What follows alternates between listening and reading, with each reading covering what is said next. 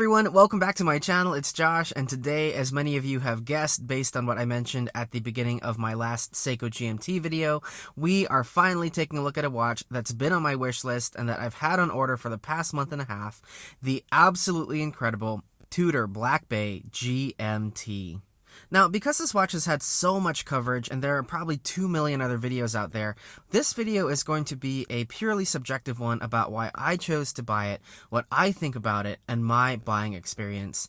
And right off the bat, some of you who know me may be wondering why I chose to buy this in the first place, because in many ways, it is everything that I typically don't like in a watch. When I'm spending this much money, I typically go to Omega because of what they do really well. High-tech engineering, nice and compact cases, super modern design, and high-tech materials like ceramic and liquid metal. And this Tudor is really quite the opposite. It's on the larger side, it's 41 millimeters, but it wears more like a 42 or 43. It has a matte finish dial, an aluminum bezel, and it's very much a Black Bay in its vintage styling. And I'll be very honest with you about why I chose to pick it up. Relative to the luxury watch market, it's incredibly affordable. Not cheap, but affordable. This wasn't like my Planet Ocean or some of my other more expensive watches that I really lusted over for years before buying. This was a very pragmatic purchase. And $4,000 for this, as you probably know if you know this watch, is one of the biggest values in the industry right now, given its pedigree, given where it comes from, and given what you're getting. In addition to that, it also fills two very specific gaps in my personal watch collection. First off, I didn't have a super classic Traveler's GMT with a Pepsi bezel, which for me is a must in my collection. And secondly, I didn't have a luxury watch that wears really nicely on a leather strap. I have some Longines, but that's definitely not at this level. And so again, taking all of that into consideration, the Black Bay GMT does really fill a number of holes in my collection, and again, at an incredibly attractive price. And despite everything I've said thus far, I actually do really love this watch, way more than I thought I would. And now, let's get into why. So the very first thing I love about this watch is something that you don't get from the pictures, but that I noticed the second I picked it up and had it in the hand. I came into this thinking that because this is a half-price Rolex, it was going to feel like a half-price Rolex. And what surprised me getting this in the hand was that it really doesn't feel like that. The price cut here is primarily in the materials. You won't find precious metals or Cerachrome or anything like that, and it does not have the same movement as a GMT Master 2. But overall, this is very close, like 90% the way there in fit, finish, and initial quality to a brand new Rolex. And that alone is really impressive to me. Now, maybe that shouldn't surprise me because, as we know, Tudors are made in the same place by the same people as Rolex, but it was a pleasant surprise because Rolex is a company that doesn't have to do anything it doesn't want to do, meaning it doesn't have to make its watches cheap, it doesn't have to offer a great value proposition, and they definitely didn't have to make the Tudor watches nearly this nice. In all honesty, these could have Seiko build quality and they would still sell for this price just because Rolex. So again, for Rolex to put the same kind of savoir-faire into this Tudor as it does into its mainline Rolex watches, it was really surprising to me and something that I really like and appreciate about this Tudor.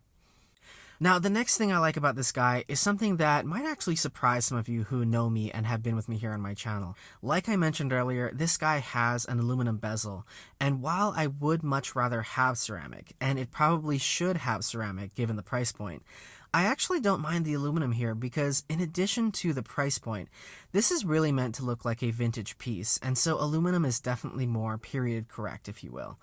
But maybe more importantly than any of that, as this whole watch ages and is worn, especially on the leather strap, it's going to pick up so much natural patina that one day in the future, when it's got all of that from all the adventures that it will have gone on with me, I think it's going to look so badass. It'll look so worn, so well used, and so loved.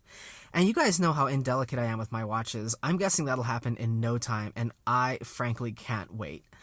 Now, I also happen to fall into the camp that thinks that the new GMT Master 2, while stunning, has gone the way of the Range Rover, which is to say that it's no longer a tool watch, it's a piece of jewelry, and as a result, I would really have to limit where and how I would wear that watch.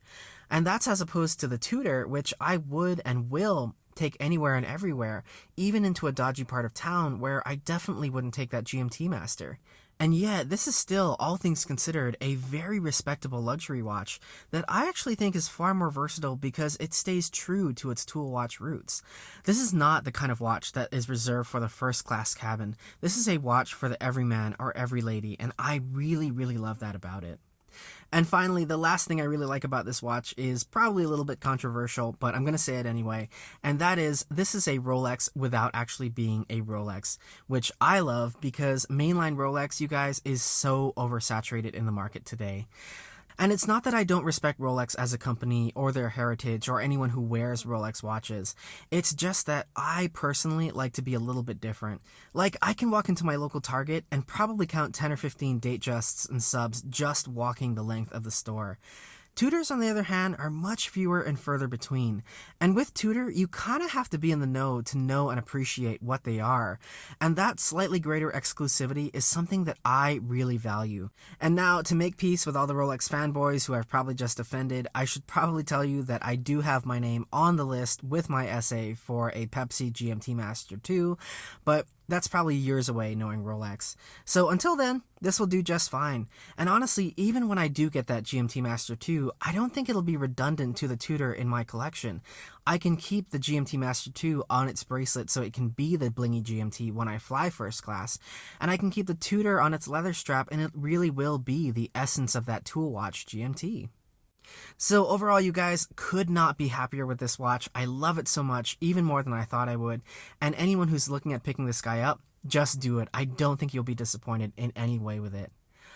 But now, with all of that out of the way, let's get into the final part of this video and talk about my buying experience. And here's where I think the story kind of goes downhill. Because regardless of whether you're talking Rolex or Tudor, this has to be the weakest point in the overall experience of owning these watches.